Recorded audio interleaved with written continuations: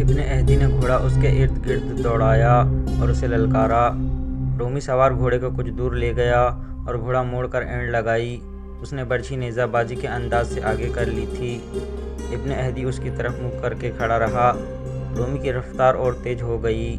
جب اس کی برچھی کی انی ابن اہدی کے سینے سے تھوڑی ہی دور رہ گئی تو وہ اس قدر پھرتی سے گھوڑے کی دوسری طرف جھک گیا جیسے وہ گھوڑا پر تھا ہی نہیں۔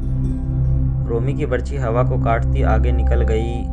ابن اہدی گھوڑے پر سیدھا ہوا اور اپنے گھوڑے کی لگام کو جھٹکا دیا۔ اس کا گھوڑا دوڑا اور فوراً ہی مڑ کر رومی کے پیچھے چلا گیا۔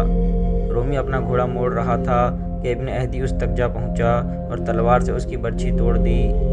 رومی نے گھوڑا موڑ کر تلوار نکال لی لیکن وہ ابن اہدی پر صرف ایک بار وار کر سکا جو ابن اہدی نے بچا لیا اور فوراً ہی اس مسلمان شہ سوار کی تلوار رومی سوار کے پہلو میں اتر گئی۔ وہ اس پہلو کی طرف لڑک گیا۔ اسے گرتا دیکھ کر ایک اور رومی سوار ابن اہدی کے مقابلے میں آیا۔ وہ آتا نظر آیا اور تماشائیوں نے اسے گھوڑے سے گرتے دیکھا۔ ایک اور سوار میدان میں آیا۔ رک جاؤ! ہرکل کی گرجدار آواز سنائی دی۔ ادھر آ شہ سوار! ابن اہدی نے گھوڑا ہرکل کے سامنے جا روکا۔ ہرکل اونچی جگہ بیٹھا ہوا تھا۔ کیا تجھے بتایا نہیں گیا تھا کہ یہ مقابلے ہیں، لڑائی نہیں؟ ہرکل نے کہا۔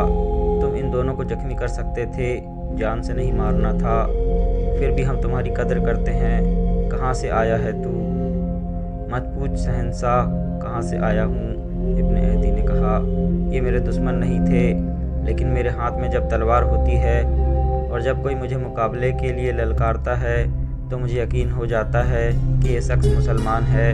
میں جب اسے قتل کر چکتا ہوں تو مجھے یہ دیکھ کر بہت افسوس ہوتا ہے کہ یہ مسلمان نہیں تھا۔ میرا دماغ میرے قابو میں نہیں رہتا۔ میں عیسائی عرب ہوں شہنشاہ، بہت دور سے آیا ہوں۔ کیا تیرے دل میں مسلمانوں کی اتنی دشمنی ہے کہ تو اندھا ہو جاتا ہے؟ ہرکل نے پوچھا۔ اس سے بھی زیادہ، جتنی شہنشاہ سمجھے ہیں، ابن اہدی نے کہا۔ کیا شہنشاہ مجھے آگے نہیں بھیجیں گے؟ میں مسلمانوں سے لڑنے آیا ہوں۔ ہم تجھے آگے بھیجیں گے، ہرکل نے کہا۔ تو نے 2 شیروں کو مارا ہے اور تو معمولی سے خاندان کا فرد نہیں لگتا۔ امین الامت ابن اہدی نے ابو عبیدہ رضی اللہ عنہ اور خالد رضی اللہ عنہ سے کہا۔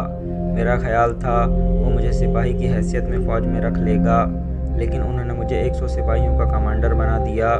اس طرح میری رسائی سالاروں تک ہو گئی۔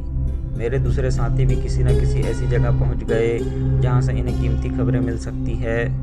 ہم سب عیسائی عرب بنے رہے اور آپس میں ملتے رہے۔ کچھ باتیں مجھے انہوں نے بتائی ہے، باقی حالات میں نے خود دیکھے ہیں۔ حمص پر اپنے دستوں کے قبضے کی اطلاع انطاکیہ پہنچی تو میرے ساتھی مجھے ملے۔ ہمیں معلوم تھا کہ تم حمص میں زیادہ دن نہیں رکو گے اور انطاکیہ کی طرف پیش قدمی کرو گے۔ ہم تمہیں حمص میں ہی روکنا چاہتے تھے۔ تمہیں آگے کے خطرے سے خبردار کرنا ضروری تھا۔ انطاکیہ کے ارد گرد کے علاقے میں اپنے لشکر کی تباہی کے سوا کچھ نہ تھا۔ ابن اہدی نے آگے کے جو حالات بتائے وہ اس طرح تھے کہ ہرکل نے بہت بڑی فوج تیار کرنے کی مہم ایسے طریقے سے چلائی تھی کہ عیسائیوں کے تمام قبیلے مسلمانوں کے خلاف لڑنے کے لیے اپنے گھوڑوں، اونٹوں اور ہتھیاروں کے ساتھ انطاکیہ میں جمع ہو گئے تھے۔ مورخ لکھتے ہیں کہ ان قبیلوں کے علاوہ یورپی ملکوں کے لوگ بھی آ گئے تھے۔ روم، یونان اور آرمینیا کے رہنے والے بھی بہت بڑی تعداد میں آئے تھے۔ ان سب کو اس فوج کے ساتھ ملا کر جو پہلے موجود تھی، ہرکل کی فوج کی تعداد 1.5 لاکھ ہو گئی تھی۔ اس اتنے بڑے لشکر کو 30 ہزار کے 5 حصوں میں تقسیم کر دیا گیا تھا۔ ہر حصے کا جو سالار مقرر کیا گیا تھا وہ تجربہ کار اور منتخب تھا۔ ان 5 سالاروں میں ایک کا نام مہان تھا جو آرمینیا کا بادشاہ اور اپنے وقتوں کا مانا ہوا ماہر سپہ سالار تھا۔ دوسرا غسان کا حکمران جبلہ بن اہم تھا جو اپنی فوج ساتھ لایا تھا اور اسی کا وہ سالار تھا۔ تیسرا روس کا ایک شہزادہ قناطیر تھا۔ چوتھے کا نام گری گری اور 5ویں کا دیر جان تھا۔ یہ سب عیسائی تھے اور انہوں نے اسے صلیب اور ہلال کی جنگ بنا دیا تھا۔ 1.5 لاکھ کے اس لشکر کا سالار اعلیٰ مہان تھا۔ ہرکل نے اس لشکر کو اپنے بہتر ہتھیاروں سے مسلح کر دیا اور جب یہ تیار ہو کر 5 حصوں میں تقسیم ہو گیا تو ہرکل نے اتنے بڑے لشکر کو اکٹھا کیا۔ صلیب کے پاسبانوں، ہرکل نے بلند جگہ کھڑے ہو کر گلا پھاڑ پھاڑ کر کہا، تم جس جنگ کے لیے اکٹھے ہوئے ہو یہ کسی ملک کو فتح کرنے کے لیے نہیں لڑی جائے گی، یہ تمہارے مذہب اور تمہاری عزت کی جنگ ہے۔ ایک نیا مذہب ہمارے مذہب کے خلاف اٹھا ہے، ہمارا یہ فرض ہے کہ اس مذہب کو، جو دراصل کوئی مذہب نہیں، ختم کر دیں۔ مسلمانوں کی فوج 40,000 سے زیادہ نہیں، تم ان کی ہڈیاں بھی پیس ڈالو گے۔ ہمیں بتایا گیا ہے کہ ہماری فوج میں مسلمانوں کی دہشت پھیل گئی ہے۔ یہ سب سنی سنائی باتیں ہیں۔ مسلمانوں نے جہاں بھی ہماری فوج پر حملہ کیا ہے، چوروں کی طرح کیا ہے، اور وہاں ہماری نفری تھوڑی تھی۔ وہ کوئی جن بھوت نہیں، تمہاری طرح انسان ہیں۔ وہ لٹیرے ہیں جو تمہارے گھروں میں گھس آئے ہیں، لیکن وہ تمہارا صرف مال و اموال نہیں لوٹتے، وہ تمہارا مذہب اور تمہاری عزت لوٹنے آئے ہیں۔ مورخ واگدی، بالاجی اور ہنری اسمتھ لکھتے ہیں کہ ہرکل نے پہلے ہی ان لوگوں کو بھڑکا کر اپنے لشکر میں شامل کیا تھا، اب انہیں اور زیادہ بھڑکا دیا۔ ابن عہدی نے ابو عبیدہ رضی اللہ عنہ اور خالد رضی اللہ عنہ کو بتایا کہ ہرکل نے دوسرا اجتماع سالاروں، نایاب سالاروں اور کمانڈروں کا کیا۔ پہلے انہیں بھی بھڑکایا، پھر انہیں احکام دیے اور ہدایت دی۔ ان کے مطابق ہر سالار کی پیش قدمی اور اس کے ہدف کا تعین کیا گیا تھا۔ یہ ایک دہشتناک منصوبہ تھا جو اتنے بڑے لشکر سے آسانی سے کامیاب ہو سکتا تھا۔ ہدف حمص تھا اور دوسرا دمشق۔ اس کے ساتھ ہی مسلمانوں کی تمام تر فوج کو، جس کی نفری تقریباً 40,000 تھی، گھیرے میں لے کر ختم کرنا تھا۔ ہرکل نے گھیرے ڈالنے کا بڑا اچھا منصوبہ تیار کیا تھا۔ اس کے سالار قناطیر کو اپنے 30,000 کے لشکر کے ساتھ انطاکیہ سے سمندر کے ساتھ ساتھ بیروت تک پہنچنا اور وہاں سے دمشق کی طرف مڑ جانا تھا۔ اس کا کام یہ تھا کہ مسلمان آگے سے پسپا ہو کر دمشق کی طرف آئیں تو قناطیر کا لشکر اس پر حملہ کر دے۔ جبلہ بن احم نے حمص کی طرف جا کر مسلمانوں کی پیش قدمی کو روکنا اور انہیں ختم کرنا تھا۔ مورخوں نے لکھا ہے کہ حمص پر حملہ کرنے والے لشکر میں صرف عرب عیسائی تھے، جن کی تعداد 30,000 تھی۔ ہرکل نے کہا تھا کہ وہ عربوں کے خلاف عربوں کو لڑانا چاہتا ہے۔ لوہے کو لوہا ہی کاٹ سکتا ہے، یہ ہرکل کے تاریخی الفاظ ہیں۔ حمص کے علاقے میں ہرکل کے ایک اور سالار دیرجان بھی جانا تھا۔ اس نے جبلہ سے الٹی سمت سے پیش قدمی کرنی تھی تاکہ مسلمان کسی بھی طرف سے نہ نکل سکیں۔ سالار گری گری کو ایک اور سمت سے حمص کے علاقے میں پہنچنا اور مسلمانوں پر حملہ کرنا تھا۔ اس طرح صرف حمص اور گردنواہ کے علاقے میں مسلمانوں پر حملہ کرنے والی رومی فوج کی تعداد 90,000 تھی۔ مہان، جو سالار اعلیٰ تھا، اسے اپنا 30,000 کا لشکر کہیں قریب رکھنا تھا تاکہ جہاں کہیں اس کی ضرورت پڑے وہ پہنچے۔ تجھ پر اللہ کی سلامتی ہو ابن عہدی، ابو عبیدہ رضی اللہ عنہ نے ہرکل کا تمام تر منصوبہ سن کر کہا، خدا کی قسم، تو نے اپنا گھر جنت میں بنا لیا ہے۔ اگر تو یہ خبریں لے کر نہ آتا تو خود سوچ کہ ہمارا انجام کیا ہوتا۔ ابو سلیمان، ابو عبیدہ رضی اللہ عنہ نے خالد رضی اللہ عنہ سے کہا، کیا تو نے محسوس نہیں کیا کہ ہم اتنے بڑے لشکر کا مقابلہ کرنے کے قابل نہیں؟ خالد رضی اللہ عنہ، جو میدان جنگ میں دشمن کے اعصاب پر چھا جایا کرتے تھے، چپ چاپ ابو عبیدہ رضی اللہ عنہ کو دیکھ رہے تھے۔ کیا ہمیں پیچھے نہیں ہٹ جانا چاہیے ابو سلیمان؟ ابو عبیدہ رضی اللہ عنہ نے پوچھا۔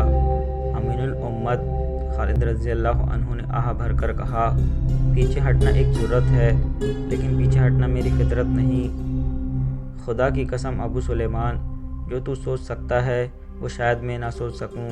ابو عبیدہ رضی اللہ عنہ نے کہا، اس وقت اپنی ذات کو نہ دیکھ، اپنے ساتھیوں کو اور ان کے انجام کو دیکھ اور بتا ہم کیا کریں۔ ہاں ابن عبداللہ، خالد رضی اللہ عنہ نے ابو عبیدہ رضی اللہ عنہ کو دوسرے نام سے پکارتے ہوئے کہا، میں اس حقیقت کو دیکھ کر بات کروں گا جو ہمارے سامنے ہے، اور یہ طوفان جو آ رہا ہے اسے روکنا ہمارے بس کی بات نہیں، لیکن ہمیں اس اللہ کو بھی منہ دکھانا ہے جس کے نام پر ہم یہاں تک اپنا اور اپنے دشمن کا خون بہاتے پہنچے ہیں۔ ہماری جانیں اسی کی امانت ہے۔ پہلا کام یہ کر کہ اپنے تمام سالاروں کو جہاں جہاں وہ ہیں دستوں سمیت ایک جگہ اکٹھا کر لے۔ اور ان جگہوں کا کیا بنے گا جو ہمارے قبضے میں ہیں؟ ابو عبیدہ رضی اللہ عنہ نے پوچھا۔ امین الامت خالد رضی اللہ عنہ نے کہا، تو یقیناً دشمن کے ارادے کو سمجھتا ہے، وہ فیصلہ کن جنگ لڑنے کو آ رہا ہے اور ہر طرف سے آ رہا ہے، آگے سے، پیچھے سے، دائیں سے اور بائیں سے۔ اور تو نے ابن عہدی سے سن لیا ہے کہ ہرکل نے ہماری پسپائی کے راستے کو روکنے کا بھی انتظام کر دیا ہے۔ ابن عبداللہ، کیسر روم ہمارے دستوں کو وہیں گھیرے میں لے لینا چاہتا ہے جہاں جہاں وہ ہیں۔ یہ تو اللہ کا احسان عظیم ہے کہ ہمیں دشمن کے منصوبے کا پہلے ہی علم ہو گیا ہے۔ کیا اس سے یہ ظاہر نہیں ہوتا کہ اللہ تبارک و تعالیٰ کو ہماری شکست منظور نہیں؟ ابو عبیدہ رضی اللہ عنہ نے کہا۔ اللہ ہمارے ساتھ ہے امین الامت، خالد رضی اللہ عنہ نے کہا، لیکن اللہ ان کی مدد نہیں کیا کرتا جو اپنے آپ کو دشمن اور حالات کے رحم و کرم پر پھینک دیتے ہیں۔ ہرکل ہمیں بکھرا ہوا رکھنا چاہتا ہے۔ تمام سالاروں کو وہ تمام جگہیں چھوڑنی پڑیں گی جو ہمارے قبضے میں ہیں۔ اگر اللہ نے ہمیں فتح عطا کی تو یہ سب جگہیں پھر ہماری ہوں گی۔ ہمیں کہاں اکٹھے ہونا چاہیے؟ ابو عبیدہ رضی اللہ عنہ نے پوچھا۔ جہاں صحرا ہمارے عقب میں ہو، خالد رضی اللہ عنہ نے جواب دیا۔ جتنی آسانی اور تیزی سے ہم صحرا میں حرکت کر سکتے ہیں، اتنی تیزی سے ان علاقوں میں نہیں کر سکتے جہاں ہم اس وقت موجود ہیں۔ صحرا میں ہمارا دشمن نہیں لڑ سکتا۔ ہم صحرا کو اپنے قریب رکھیں گے تو ہمیں پیچھے ہٹنے میں سہولت ہوگی، اور جب دشمن ہمارے پیچھے آئے گا تو وہ اپنے علاقے کی سہولتوں سے محروم ہو جائے گا۔ تیرے سامنے ایسی کون سی جگہ ہے؟ جابیہ، خالد رضی اللہ عنہ نے جواب دیا۔ وہاں سے 3 راستے نکلتے ہیں اور قریب سے ہی صحرا شروع ہو جاتا ہے۔ دریائے یرموک بھی بالکل قریب ہے۔ مسلمانوں کے بکھرے ہوئے دستوں کے سالار اعلیٰ ابو عبیدہ رضی اللہ عنہ تھے، لیکن وہ خالد رضی اللہ عنہ کو اپنی نسبت زیادہ قابل، تجربہ کار اور جارحہ سالار سمجھتے تھے، اس لیے انہوں نے خالد رضی اللہ عنہ کو اپنا مشیر خاص بلکہ دست راست بنا رکھا ہوا تھا۔ اب ہرکل نے ایسی صورتحال پیدا کر دی تھی جس میں انہیں خالد رضی اللہ عنہ کے مشوروں کی شدید ضرورت تھی۔ خالد رضی اللہ عنہ تو اس سے بھی زیادہ خطرناک اور خوفناک صورتحال میں نہیں گھبراتے تھے۔ انہوں نے جو مشورے دیے، ابو عبیدہ رضی اللہ عنہ نے فوری طور پر ان پر عمل کیا۔ وہاں زیادہ سوچنے کا وقت تھا ہی نہیں، ایک ایک لمحہ قیمتی تھا۔ ہرکل کا لشکر انطاکیہ سے کوچ کر چکا تھا۔ حمص پر مسلمانوں کے قبضے کا 3را مہینہ گزر رہا تھا۔ ہرکل کے لشکر کا وہ حصہ جو جبلہ بن اہم کی زیر کمان تھا، جون 636 عیسوی میں حمص کے قریب پہنچ گیا۔ ہرکل کے جاسوسوں نے اسے اطلاع دی تھی کہ انہوں نے مسلمانوں کی فوج کو سیرج کے مقام پر پڑاؤ ڈالے دیکھا ہے، لیکن جبلہ کا لشکر وہاں پہنچا تو وہاں پڑاؤ کے آثار تو ملتے تھے، لیکن لشکر کا کوئی ایک بھی آدمی وہاں نہیں تھا۔ جبلہ نے کہا کہ وہ حمص میں اکٹھے ہو گئے ہیں۔ اس نے اپنا ہراول دستہ حمص کو روانہ کر دیا۔ دیکھا کہ شہر کے دروازے کھلے ہوئے ہیں، دیواروں پر شہر کے لوگ کھڑے تھے، کوئی فوجی نظر نہیں آتا تھا۔ کہاں ہیں مسلمان؟ ہراول کے سالار نے پوچھا۔ یہاں کوئی مسلمان نہیں، اسے اوپر سے جواب ملا۔ کیا تم اپنے مذہب کے دشمن کے ساتھ مل گئے ہو؟ رومی ہراول کے سالار نے کہا۔ کیا دروازے کھلے چھوڑ کر ہمیں دھوکہ دینا چاہتے ہو؟ اندر آ کر دیکھ لو، اوپر سے شہریوں نے اسے بتایا۔ اگر تم بھی اس دھوکے میں شریک ہو تو اپنی سزا سوچ لو، ہراول کے سالار نے کہا۔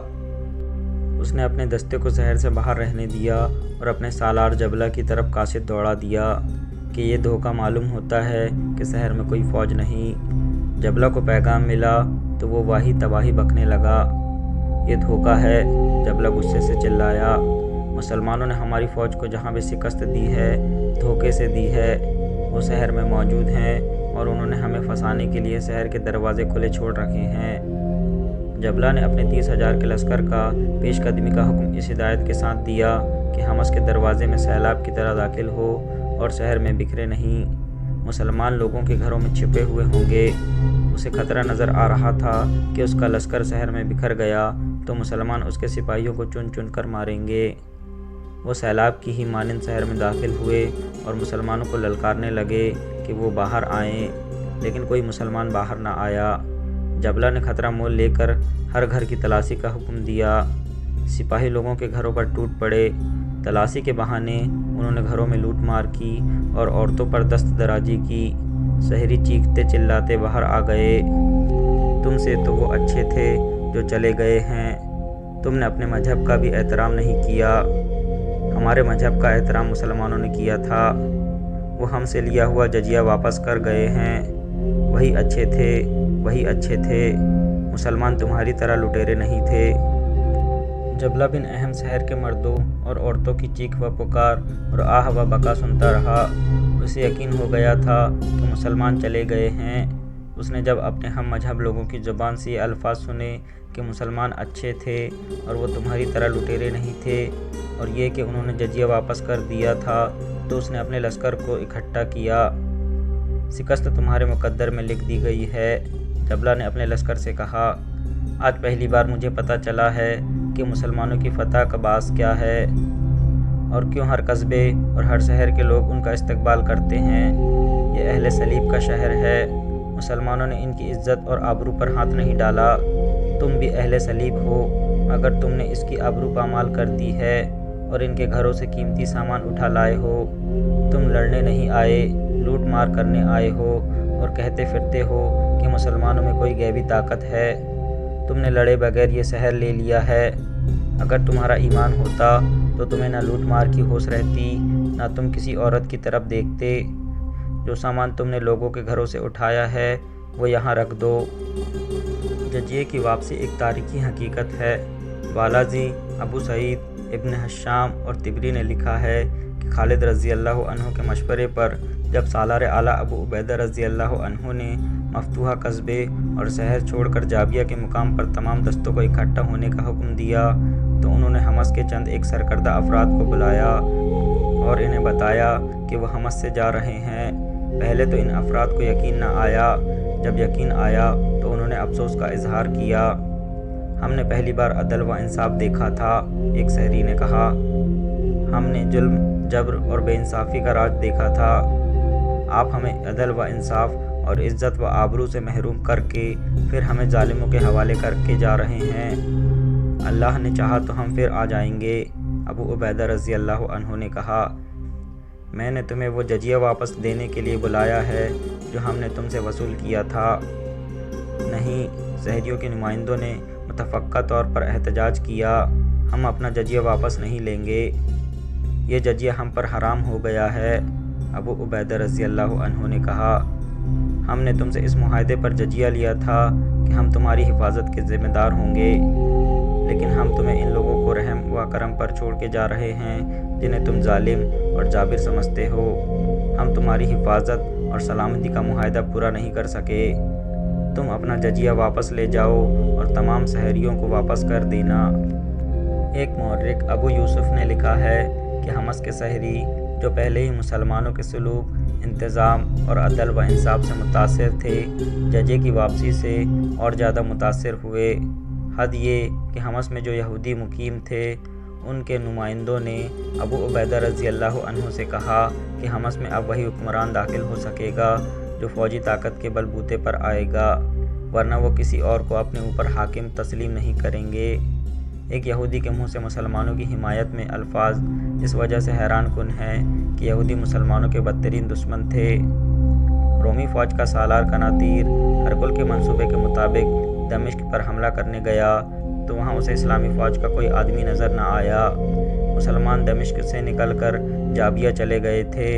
ابو عبیدہ رضی اللہ عنہ نے ان تمام سالاروں کو جو مفتوحہ جگہوں کے حاکم مقرر ہوئے تھے حکم بھیجا تھا کہ وہاں سے کوچ سے پہلے لوگوں کو جزیہ کی رقم واپس کر دی جائے، کیونکہ ہم ان کی حفاظت نہیں کر سکے۔ چنانچہ دمشق کے شہریوں کو بھی جزیہ واپس کر دیا گیا تھا۔ اس طرح مسلمان اپنے پیچھے بڑا اچھا تاثر چھوڑ کر آئے، لیکن وہ اس علاقے سے نکلے نہیں۔ تمام دستے دریائے یرموک سے 7-8 میل دور جابیہ کے مقام پر اکٹھے ہو گئے۔ ان میں سرجل رضی اللہ عنہ بن حسنہ، عمرو بن عاص رضی اللہ عنہ، یزید بن ابی سفیان رضی اللہ عنہ، زرار بن لازور رضی اللہ عنہ نامی گرامی سالار قابل ذکر ہیں۔ سالار اعلیٰ ابو عبیدہ رضی اللہ عنہ نے سب کو مشاورت کے لیے بلایا۔ تم سب پر اللہ کی سلامتی ہو۔ ابو عبیدہ رضی اللہ عنہ نے کہا، کیا میرے چہرے پر وہی پریشانی نہیں ہے جو تم ایک دوسرے کے چہرے پر دیکھ رہے ہو؟ لیکن یہ پریشانی ہے، مایوسی نہیں۔ مایوس نہ ہونا اس اللہ کی ذات باری سے جس کے رسول صلی اللہ علیہ وسلم کی اطاعت اور پیروی میں ہم اتنی مدت سے گھروں سے نکلے ہوئے ہیں، ہم پسپا نہیں ہوئے، پیچھے ہٹے ہیں، اور پیچھے اس لیے ہٹے ہیں کہ اکٹھے ہو کر اس دشمن کے مقابلے میں کھڑے ہو سکیں جو ہمارے دین کا دشمن ہے۔ کیا تم نے سن لیا ہے کہ ہرقل کی فوج کی تعداد 2 لاکھ کے قریب ہے؟ ہاں، امیر الامت سالاروں کی آوازیں سنائی دی۔ سن لیا ہے۔ اور ہم کتنے ہیں؟ ابو عبیدہ رضی اللہ عنہ نے کہا، 40,000، لیکن تم ہر میدان میں قلیل تعداد تھے، اور اللہ تبارک و تعالیٰ نے اپنا وعدہ پورا کیا کہ ایمان والے 20 ہوئے تو 200 کفار پر غالب آئیں گے۔ پھر بھی میں تمہیں امتحان میں نہیں ڈالوں گا، حکم نہیں دوں گا، مجھے مشورہ دو۔ کیا ایسا ٹھیک نہیں ہوگا کہ ہم واپس چلے جائیں؟ ایک سالار نے کہا، ہرقل ہمیشہ اتنی زیادہ فوج نہیں رکھے گا۔ جو ہی کبھی اطلاع ملے کہ ہرقل نے فوج کی تعداد کم کر دی ہے، ہم پھر آ جائیں گے، ہم پہلے سے زیادہ تیار ہو کر آئیں گے۔ اس کا یہ مطلب لیا جائے گا کہ ہمارے مجاہدین نے اتنا خون بہا کر اور قربانیاں دے کر جو علاقے فتح کیے ہیں وہ رومیوں کو واپس کر دیں۔ ابو عبیدہ رضی اللہ عنہ نے کہا، اگر ہم نے ایسا کیا تو ہمارے سارے لشکر کا حوصلہ ٹوٹ جائے گا اور دشمن کا حوصلہ مضبوط ہو جائے گا۔ رومی فوج پر ہم نے جو دھاک بٹھائی ہے وہ ختم ہو جائے گی۔